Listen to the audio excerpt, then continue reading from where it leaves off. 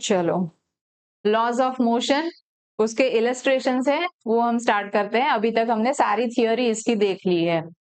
तो first illustration है, उसके अंदर बताया an astronaut accidentally get separated out of his small spaceship accelerating in interstellar space at a constant rate of 100 metre per second square. ये acceleration है वो spaceship का दिया हुआ है। अब जब तक एस्ट्रोनॉट जो है वो उसके अंदर रहेगा तब तक उसका एक्सेलरेशन भी कितना होगा, same as that of the spacecraft. अब क्या हो रहा है, what is the acceleration of the astronaut the instant after he is outside the spaceship, spaceship से वो अलग हो गया तो एक्सेलरेशन कितना होगा। तो मान लो कि आप कार से जा रहे हो और कार से आप सेपरेट हो जाते हो अचानक से। तो जब तक कार में बैठे हो तब तक आपकी स्पीड, आपका एक्सेलरेशन कितना होगा, कार की स्पीड के जितना, कार का जितना एक्सेलरेशन उतना। आपकी खुद की स्पीड या आपका खुद का एक्सेलरेशन है क्या, खुद का नहीं है, उसकी वजह से था, मतलब जब तक उसके कांटेक्ट में थे तब तक आप ड्रैग होके जा रहे थे। तो यहाँ पर भी क्या हुआ कि वो एस्ट्रोनॉट है वो अब सेपरेट हो गया स्पेसक्राफ्ट से, तो खुद का उसका कुछ एक्सेलरेशन होगा, नहीं होगा। आगे और क्या बताया, assume that there is no nearby stars to exert gravitational force on him. तो और कोई भी उसको पुल नहीं लगा रहा होगा। मान लो कि वो एस्ट्रोनॉट जो है वो बाहर निकल गया बट पास में है उसके पास यहाँ पर कोई प्लेनेट है, ठीक है। जब तक वो एस्ट्रोनॉट जो है वो एस्ट्रोनॉट जैसे ही वो बाहर निकल गया, मान लो कि पास में कोई प्लेनेट है, अर्थ है या मून है, कुछ है, तो वो उसको फिर क्या करेगा, फोर्स लगा रहा होगा, पुल लगा रहा होगा। बट यहाँ पर कंडीशन गिवन है कि कोई भी फोर्स लगाने वाला कोई भी पास में कोई भी ऑब्जेक्ट है नहीं, सेलेस्टियल ऑब्जेक्ट और कोई भी नहीं है, तो कोई फोर्स नहीं लगेगा, कोई एक्सेलरेशन नहीं होगा। तो यहाँ पर आ जाएगा A equals to 0 because the astronaut is no longer in the contact with the spacecraft. The astronaut is no longer in contact with the spacecraft.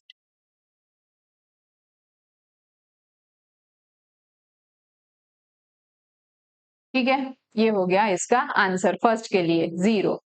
फिर नेक्स्ट है जिसके अंदर a bullet of mass 0.04 kg moving with a speed of 90 metre per second enters a heavy wood block and is stopped after a distance of 60 centimeter.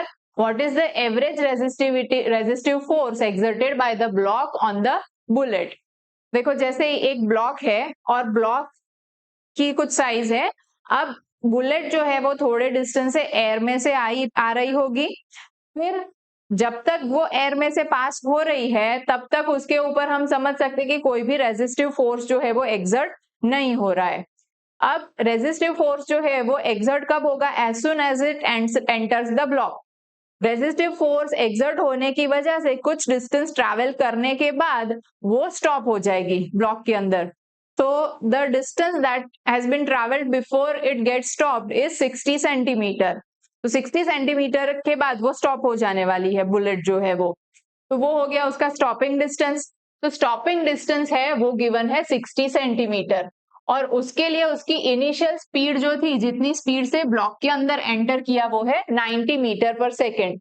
So we have for the stopping distance from this formula v square minus v0 square equals to 2as के accordingly अगर मुझे acceleration find करना होगा तो मुझे लेना पड़ेगा v square minus v0 square by s 2s। But finally तो वो बुलेट जो है वो स्टॉप होने वाली है, इसलिए v स्क्वायर जो है वो 0 हो जाएगा। तो यहाँ पर आपके पास आएगा minus v0 square by 2s। वो चीज यहाँ पर लिखी हुई है, instead of v0 square here we have taken u initial speed minus u square by 2s। अब u की वैल्यू है 90, s की वैल्यू है 60, 60 मतलब 0.6 हो गया। तो इसके ऊपर से एक्सेलरेशन की वैल्यू आई, बट हमें तो फाइंड क्या करना है, force. Force equals to what, force find करना है तो F इक्वल्स टू ma, ये तुरंत स्ट्राइक होना चाहिए। फोर्स फाइंड करना है तो F इक्वल्स टू ma। इसके लिए हमने एक्सेलरेशन जो है वो फाइंड किया। फिर मास ऑफ द बुलेट जो है उससे हम लोग मल्टीप्लाई कर देंगे, तो we are getting F S 270 newton. अगर मैं यहाँ पर एक्सेलरेशन की वैल्यू जो है वो नेगेटिव ही बताऊं तो मुझे ये फोर्स भी नेगेटिव मिलेगा। और ये किस टाइप का फोर्स है?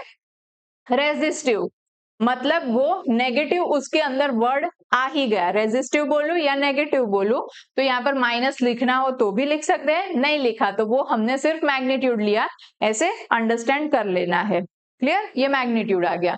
There is another way also to solve this question, but ये वाला जो है वो हम लोग वर्क एनर्जी वाला चैप्टर, नेक्स्ट चैप्टर जो है वो स्टडी करेंगे, उसके बाद ये कर सकते हैं, जिसके अंदर होता है work done equals to delta K, और उसके ऊपर से फिर ये फाइंड किया हुआ है। So from this method also we can get the answer. ठीक है, तो अभी हम लोग इसके अंदर नहीं जाते, you just have to go through this. ये एक ही सॉल्यूशन करना है, this is the alternate method.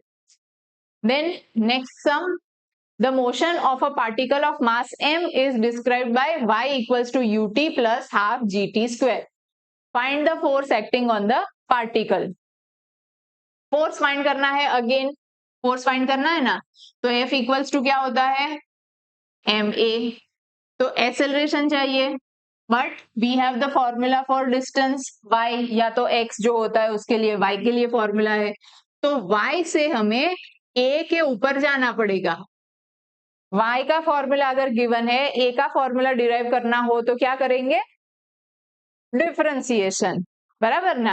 y के डिफरेंशिएशन से हमें मिलेगा वेलोसिटी, वेलोसिटी का सेकंड डिफरेंशिएशन करने पर मिलेगा एक्सेलरेशन, तो y का double differentiation will give us acceleration. तो वो चीज हम लोग करते हैं, इसका डिफरेंशिएशन, तो y equals to ut plus half gt square, right? y equals to ut plus half gt square. Now differentiating this, we get ut में से u के लिए क्या हो गया? ut is में से u जो है वो कांस्टेंट, एंड t के लिए डिफरेंशिएशन हो गया 1, तो u आया। हाफ gt स्क्वायर में t स्क्वायर का डिफरेंशिएशन हो जाएगा 2t, तो 1/2 इंटू g, ये किया तो इसमें से 2 कैंसिल हो गया और आपके पास बचा सिर्फ gt। But dy by dt gives us v, है ना? dy by dt gives us v, तो ये v के लिए एक्चुअली फॉर्मूला बना। अब इसका फिर से डिफरेंशिएशन करते हैं, dv by dt, तो dv by dt will give us the acceleration। तो फिर से डिफरेंशिएशन किया तो u तो कांस्टेंट है, इसलिए इसका डिफरेंशिएशन 0, कांस्टेंट का डिफरेंशिएशन 0, gt में से t का हो जाएगा 1 और g जो है वो बचा। ये आ गया आपके पास एक्सेलरेशन, ये हो गया एक्सेलरेशन। तो a की वैल्यू क्या आई? g, जो हम F इक्वल्स टू ma के अंदर पुट कर सकते हैं, F equals to mg। Clear इतना? F equals to mg। Next, तो इस तरह से आपको कोई भी वैल्यू के साथ कुछ इक्वेशन जो है ना वो दे सकते हैं। y का फॉर्मूला यहाँ पर तो u और g ऐसे ही दिया है, बट वो वैल्यू के साथ इनिशियल वेलोसिटी एंड एक्सेलरेशन की वैल्यू के साथ आपको इक्वेशन दिया, तो आपको करना तो वही है, डबल डिफरेंशिएशन एक्सेलरेशन तक पहुंचने के लिए, और फिर उसको मास से मल्टीप्लाई कर दो तो आपको मिल जाएगा फोर्स। ठीक है, चलो next question. A batsman hits back a ball straight in the direction of the bowler changing its initial speed of 12 metre per second. क्या बताया? Batsman hits back a ball in a straight direction, तो ball आया मान लो कि इस तरफ से, तो उसको हिट करके स्ट्रेट जो है वो हिट कर दिया, वापस से यहाँ पर भेजा, और उसकी जो स्पीड है वो initial speed 12 metre per second है, फाइनल हिट करने के बाद भी स्पीड है वो उसकी 12 मीटर पर सेकेंड ही रहती है, खाली डायरेक्शन चेंज हो गई, पहले लेफ्ट टू राइट मान लो तो बाद में राइट टू लेफ्ट हो गई। If the mass of the ball is 0.15 kg, अब मास भी गिवन है, determine the impulse imparted. Impulse find करना है हमें, तो इम्पल्स का फॉर्मूला क्या होता है? Yes, F into delta T. अब हमें फोर्स जो है वो तो गिवन नहीं है, टाइम भी गिवन नहीं है, कांटेक्ट टाइम जो है वो भी गिवन नहीं है, but F into delta T और क्या होता है सेकेंड लॉ के accordingly, delta P, change in momentum. तो somehow if we can find out the change in momentum, तो हमें F into delta T impulse जो है वो मिल जाएगा। तो हमारा टारगेट रहेगा डेल्टा पी फाइंड करना। तो F into delta T equals to delta P is M into delta V. समझ सकते हो ना, ये होता है एम वी और उसके अंदर जो चेंज आया वो, बट हिट करने से मास तो क्या चेंज होगा, बॉल का मास तो वही रहेगा। तो m जो है उसको कांस्टेंट ले लिया और डेल्टा सिर्फ लगेगा v के साथ। डेल्टा v मतलब के v final minus v initial, finally भी 12 रहती है, इनिशियली भी 12 रहती है, बट डायरेक्शन है वो ऑपोजिट हो गई। तो यहाँ पर पॉजिटिव डायरेक्शन कौन सी बताई, जिस डायरेक्शन में बैट ने बॉल को हिट किया उस डायरेक्शन को पॉजिटिव ली है। तो v इक्वल्स टू 12। देखो यहाँ पर क्या लिया, ये बैट है, यहाँ पर बैट है, ठीक है, और बॉल जो है वो इस तरफ से आ रही है यहाँ पर इसके सामने। तो ये वाली जो डायरेक्शन है उसको ले लिया पॉजिटिव। तो हिट करने के बाद जो स्पीड आई वो पॉजिटिव, तो v फाइनल जो है वो पॉजिटिव रहेगी, और v इनिशियल जो यहां से आ रहा था बॉल, वो हम अभी ले रहे हैं नेगेटिव। अब ये जरूरी नहीं है कि आप ऐसे ही साइन कन्वेंशन लो, इसी को पॉजिटिव इसी को नेगेटिव, ऐसे जरूरी नहीं है। अभी हम लोगों ने ऐसे लिया 12 एंड, तो ये दूसरा हो जाएगा -12, minus minus will be positive, तो 24, और उसके बाद आपका आया आंसर पॉजिटिव में 3.6। तो पॉजिटिव हमने कौन सी डायरेक्शन को लिया है, इसको। तो ये जो डायरेक्शन आई वो कौन सी डायरेक्शन आई, फ्रॉम बैट टू बॉल, उसको हमने पॉजिटिव बोला है ना, और हमारा आंसर पॉजिटिव में आया, तो इसलिए from bat to ball 3.6 newton into second, ये वाला आंसर आया। अब सपोज के किसी का मन करता कि मैं Vf जो है उसको नेगेटिव लूं और V इनिशियल जो है उसको पॉजिटिव लूं, तो आंसर क्या अलग आता। यहाँ पर हमें क्या लेना पड़ता, V इनिशियल, ये वाला जो है वो पॉजिटिव आता, बराबर, यहाँ पर पॉजिटिव, बट ये नेगेटिव होता, तो -12 -12, तो यहाँ पर क्या बन जाता, -24, बराबर ना, यहाँ पर माइनस रहता और ये वाला माइनस हट जाता, तो -12 -12, तो -24 हुआ, हमारा आंसर आता माइनस में। तो माइनस हमने कौन सी डायरेक्शन बताई है, फाइनल वाली जो डायरेक्शन है ना उसको, तो फाइनल वाली डायरेक्शन कौन सी है, नेगेटिव, ये, तो सेम ही डायरेक्शन आई कि नहीं, फ्रॉम बैट टू बॉल, है ना। तो आंसर है वो आपका कुछ भी चेंज नहीं हुआ, उसी डायरेक्शन में फोर्स हमने बताया फ्रॉम बैट टू बॉल ही आया, फ्रॉम बैट टू बॉल को हमने नेगेटिव बताया इसलिए नेगेटिव आ रहा है, पहले के केस में हमने फ्रॉम बैट टू बॉल को पॉजिटिव लिया है इसलिए आपका आंसर पॉजिटिव आया, बाकी वैल्यू वाइज तो वो सेम ही आया, ठीक है, डायरेक्शन वाइज भी सेम आया, बट वो नेगेटिव इसलिए दिखा रहा है क्योंकि हमने कन्वेंशन जो लिया वो डिफरेंट लिया। तो जरूरी नहीं है कि मैंने जो बताया यहाँ पर वही आपको डायरेक्शन लेनी है, ठीक है, आंसर आपका उसके अकॉर्डिंगली खाली थोड़ा सा चेंज होगा, ठीक है। Next, two identical billiard balls strike a rigid wall with the same speed but at different angles and get reflected without any change in speed as shown in figure. What is the direction of the force on the wall due to each ball?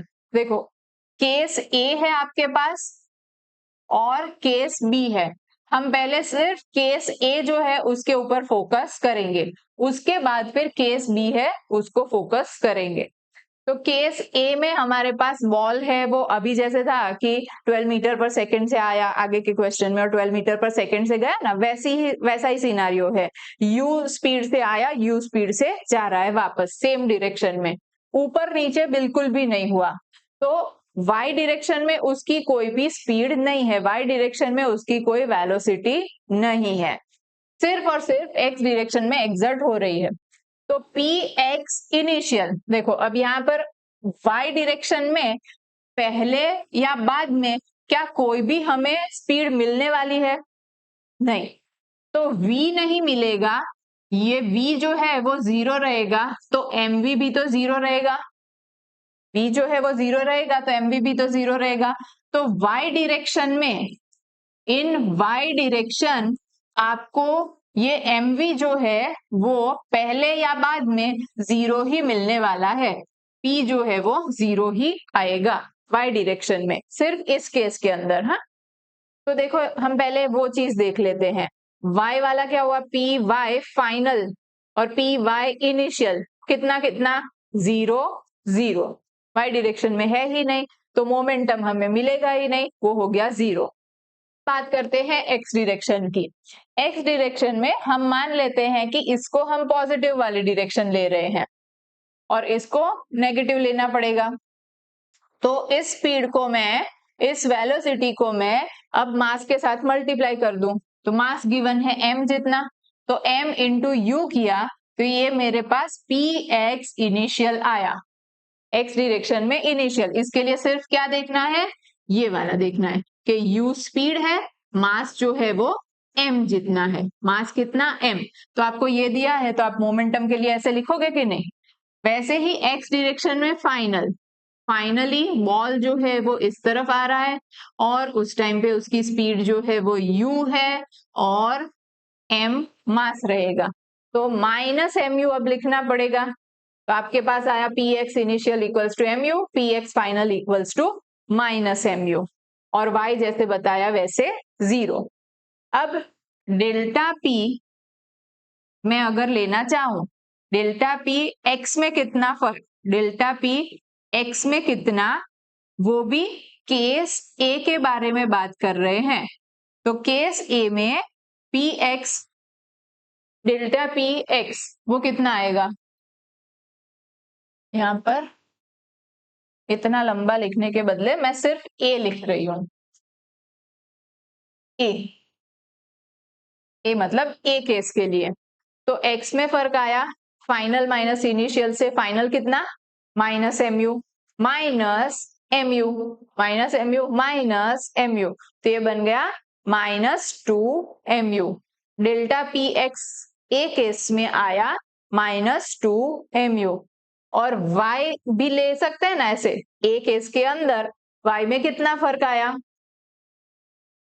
Delta p में कितना फर्क आया y में? 0 0 था, 0 रहेगा, कुछ भी फर्क नहीं आया, जो है वही रहेगा। तो वो नेक्स्ट यहां पर किया है, ये क्या किया? डेल्टा p y में केस a के लिए, तो delta p final minus p initial 0 बना। अब बात आएगी b केस के लिए। b केस में क्या हो रहा है कि बॉल जो है ना वो ऐसे आया, उसके बाद हिट होके इस तरफ गया, और आपको यहाँ पर जो एंगल है ना वो 30-30 गिवन है, ये वाला एंगल 30 है, तो मैं यहाँ पर एक पैरेलल लाइन ड्रॉ करूं, वो भी 30 बनाएगा, और यहाँ पर मैं इसका एक और कंपोनेंट ले सकती हूँ। ये अगर u है, यहाँ पर 30 बनाया, तो इस वेक्टर का ये वाला कौन सा कंपोनेंट बन जाएगा? उस कंपोनेंट को क्या नाम देंगे? Cos component. तो ये हो गया u cos 30, और ये वाला कंपोनेंट क्या आ जाएगा? u sin 30। ये पॉजिटिव x डायरेक्शन में आ रहा है, ये वाला नेगेटिव y डायरेक्शन में आ रहा है। तो इनिशियल जो कंडीशन हमारी है ना, इनिशियल ये वाली चीज, उसके लिए x component and y component ये बने, ठीक है? इनिशियल वाला ये, पहले बॉल ऐसे आ रहा है, इनिशियल में x एंड y दोनों है। अब फाइनल वाला ऐसे जा रहा है, तो फाइनल वाला मैं अलग से ड्रॉ करूं तो आपको समझ में आए, तो मैं अलग से यहाँ पर ड्रॉ कर रही हूँ। u ऐसे, बॉल अब हिट होके ऐसे जा रहा है, और एंगल जो है वो 30 डिग्री का यहाँ पर बनाया हुआ है, तो अब ये हो जाएगा u cos 30, और ये क्या बन जाएगा? u sin 30। तो ये इनिशियल और ये फाइनल का सिनेरियो है। इसके ऊपर से पी एक्स इनिशियल, तो मुझे ये लेना पड़ेगा, और पी वाई इनिशियल, तो ये लेना पड़ेगा। और जब मैं फाइनल की बात करूं तो पी एक्स फाइनल, तो ये लेना पड़ेगा, और पी वाई फाइनल, तो ये लेना पड़ेगा। चलो वो चीजें यहां पर लिखी है। पी एक्स इनिशियल, तो यू कॉस 30 एम से मल्टीप्लाई किया। पी एक्स फाइनल मतलब ये वाला u cos 30 m से मल्टीप्लाई किया, और वो कैसे डायरेक्शन में है, नेगेटिव x डायरेक्शन में, इसलिए माइनस लिया। पी वाई इनिशियल ये हुआ, negative x negative y direction में है, तो minus mu sin 30। P Y final minus mu sin 30, ये भी इस तरफ था, ये भी इसी तरफ आ रहा है, दोनों यहाँ पर ये दोनों सेम हुए। अब फिर से डेल्टा पी क्या लेना है, डेल्टा पी एक्स में और केस बी के लिए, तो P X final minus P X initial, P X final minus P X initial, this minus this क्या हो जाएगा, minus 2mu cos 30।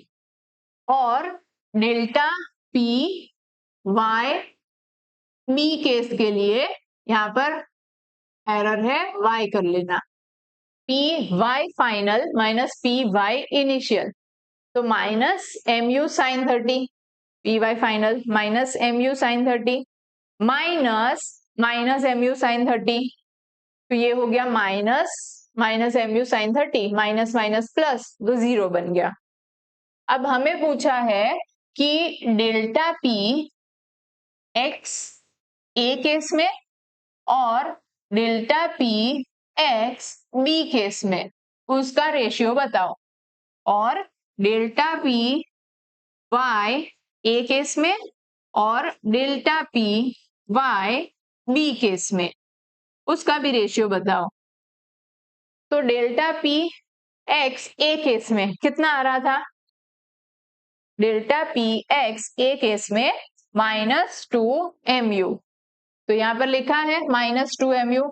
Delta P X B case में, delta P X B case में वो आ रहा है -2mu cos 30, तो -2mu cancel हो गया, cos 30 इज √3/2, तो इसका रेशियो जो आएगा वो 1.2 आया। और delta P Y A case में कितना आ रहा था, 0, बी केस में कितना आ रहा है, delta P Y B case में, delta P Y B case में कितना, 0, तो ये तो आ गया 0 बराबर। तो ये लेने की जरूरत है नहीं, सिर्फ ये ही सिग्निफिकेंट है, तो सिर्फ ये दिखाओगे तो भी चलेगा। क्लियर। आपको यहाँ पर वेक्टर है, वो वेक्टर के ऐसे कंपोनेंट्स भी बनाने, वो भी अप्लाई किया आपने। इम्पल्स देखने के लिए चेंज इन मोमेंटम है, वो भी साथ में अप्लाई किया। तो 2 चैप्टर्स है, वो वेक्टर्स और उसका कॉम्बिनेशन यहाँ पर साथ में आपने देखा। और एक क्वेश्चन और दूसरा सेम ही डायरेक्शन में वापस आए तो कैसे होता है, और ऑब्लिकली भी वो रिफ्लेक्ट हो सकता है, तो उस केस में कैसे करोगे, ये आप कर पाओगे। Clear. Next question, see figure, a man of 6 kg is suspended by a rope of length 2 meter from the ceiling. A force of 50 Newton in the horizontal direction is applied at the midpoint P of the rope as shown. What is the angle of the rope makes with the vertical in equilibrium? See, आपको diagram दिख रहा है, diagram के अंदर पहले ना string ऐसी थी और सीधे सीधे यहाँ पर लटक रही थी, पूरी ही स्ट्रिंग जो ऐसी टेढ़ी है ना वैसे नहीं था। अब उसमें क्या है, 6 kg जो है ना वो मास नीचे हैंग किया हुआ है, यहाँ पर 6 kg, तो ऑब्वियसली इसका वेट जो है वो नीचे लग रहा होगा। mg जितना g से मल्टीप्लाई कर दूं तो g की वैल्यू 10 ले लो, तो ये 60 न्यूटन का डाउनवर्ड डायरेक्शन में फोर्स लग रहा होगा। अब कोई इंसान है वो बाजू में खड़ा हुआ है और फिर क्या किया, उसको ऐसे ही वो लटक रहा है ना, तो बातें करते करते फिर वो उसको ऐसे खींच रहा है, ऐसे मन करता है ना कुछ ऐसे ही लटक रहा और फिर बातें करते करते, तो उसको ऐसे बीच में से कहीं से खींचा, तो यहां से इसको खींचा, यहां से खींचा, तो ये इस तरफ जाएगा, 50 न्यूटन का फोर्स लगाया, 50 न्यूटन का फोर्स लगाया तो ये ऐसे गया, बट नीचे मास है, इस वजह से नीचे मास है उस वजह से ये यहाँ पर ऐसे ही स्ट्रेट रहेगा। तो वो केस आपको अब दिख रहा है, स्ट्रिंग है वो ऐसी बन गई। पहले अगर ऐसे था, कुछ भी फोर्स नहीं लग रहा होगा, तो उस केस में क्या होगा कि जो टेंशन लग रहा होगा ना, वो टेंशन सीधा सीधा यहाँ पर लगेगा, दिस एंड दिस, बस इतना ही होता। अब बीच में से फोर्स लगाया ना, तो स्ट्रिंग जो है वो स्ट्रिंग आपके दो टुकड़े में बट गई, ऐसे हुआ। भले ही वही स्ट्रिंग है, एक ही है स्ट्रिंग, बट फिर भी बीच में से उसको फोर्स लगाने की वजह से अब हमें दोनों साइड टेंशन है वो अलग अलग लगेगी, ये देखना पड़ेगा। तो यहाँ पर टेंशन है वो अलग और यहाँ पर टेंशन है वो अलग, दोनों अलग अलग। अब मुझे सिर्फ इतने से पोर्शन का जो फ्री बॉडी डायग्राम होता है वो बनाना पड़ेगा, और इतनी सी स्ट्रिंग का फ्री बॉडी डायग्राम है वो बनाना पड़ेगा। ये दोनों चीजें मुझे लेनी पड़ेगी। तो पहला केस जो है वो पहले केस के लिए फ्री बॉडी डायग्राम ये रहा, और यहाँ वाली स्ट्रिंग है उसके लिए फ्री बॉडी डायग्राम ये रहा। हम लोग पहले ये वाला केस, इतना पोर्शन है वो देखते हैं। देखो कौन कौन से फोर्सेस लग रहे हैं इसके ऊपर। डाउनवर्ड डायरेक्शन में जो मास लगाया हुआ है 6 kg का, उसका वेट लग रहा होगा, तो mg जितना फोर्स डाउनवर्ड लगा, तो mg जितना फोर्स है वो डाउनवर्ड लग रहा है। दूसरा फोर्स कौन सा लग रहा है उसके ऊपर, यहाँ पर अपवर्ड डायरेक्शन में टेंशन है वो लग रहा है। इतना सा पोर्शन देखा, तो mg downward and tension upward, and ये हैंग करके ऐसे खींचने के बाद वो इक्विलिब्रियम में रहता है। इक्विलिब्रियम में रहा मतलब जितने अपवर्ड फोर्सेस उतने ही डाउनवर्ड फोर्सेस। तो अपवर्ड में आया T2, डाउनवर्ड में आया mg, तो T2 equals to mg, but m is 6, g is 10, तो 60 न्यूटन आ गया। ये T2 की वैल्यू आ गई, जो नीचे का पोर्शन बचा उस उतनी स्ट्रिंग में T2 जितना फोर्स है वो एक्सर्ट हो रहा होगा, तो T2 इक्वल्स टू 60 न्यूटन। अब बात करते हैं इस पोर्शन की। तो यहाँ पर T2 T1 जो है ना वो थोड़ा ऑब्लिकली लग रहा है। जब भी ऐसे वेक्टर्स हैं, फोर्सेस हैं, वो ऑब्लिकली लग रहे हो और हमें इक्वेट करना हो अपवर्ड डाउनवर्ड, तो हमें उसको उसके कंपोनेंट्स लेने पड़ेंगे, vertical component and horizontal component. तो T1 के दो कंपोनेंट बने, एक आया अपवर्ड एक आया हॉरिजॉन्टल, है ना। इसके आजू बाजू में दो ऐसे कंपोनेंट्स जो है वो अज्यूम कर सकते हैं ना। तो ये आ गया T1 cos 30 और ये बन जाएगा cos थीटा, एंड ये हो जाएगा T1 sin थीटा। बन गए कंपोनेंट्स। और 50 न्यूटन इस तरफ लग रहा है, और ये T2 जो है ना वो इस साइड से देखे तो अपवर्ड लगेगा, इधर से देखे तो डाउनवर्ड लगेगा। टेंशन के बारे में आपको पता ही है ना।